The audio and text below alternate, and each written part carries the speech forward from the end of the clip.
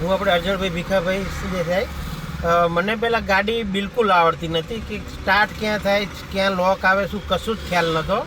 પછી ગાડી અમે લાવ્યા એટલે મને એમ થયું સારું આપણે લાઇસન્સ તો લેવું પડે, ગાડી શીખવી પડે.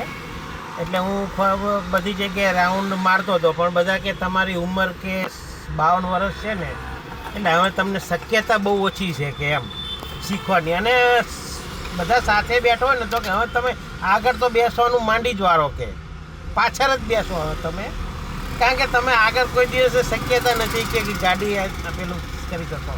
એટલે મને થોડું એમ લાગ્યું કે ના, ગમે એમ કરીને આપણે ગાડી તો શીખવી જ છે.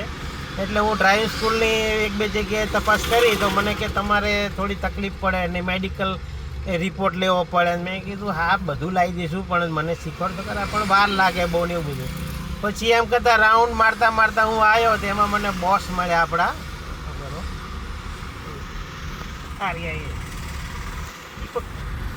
એમને ત્યાં આવ્યો, મને કે આવી જાઓ, કે આજથી જ આવી જાઓ કે. એટલે મેં કીધું સારું તારે. તો એ ને તારે ચાલુ થઈ ગયો, 2 દિવસમાં તો ગાડી રાઉન્ડ મારતા થઈ ગયો.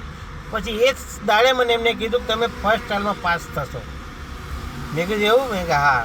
અને હકીકતમાં 18/7 મારો હતો આપણે એપ્લિકેશનનો દિવસ, સાંજે 8:30 વાગ્યાનો હતો ટાઈમ. અને ત્યાં આપી ટ્રાયલ વસ્ત્રાલમાં, તો પાસ થઈ ગયો. અને આજે આ મારી પાસે લાઇસન્સ આવી ગયું. ઓકે, એમનો આભારી છું.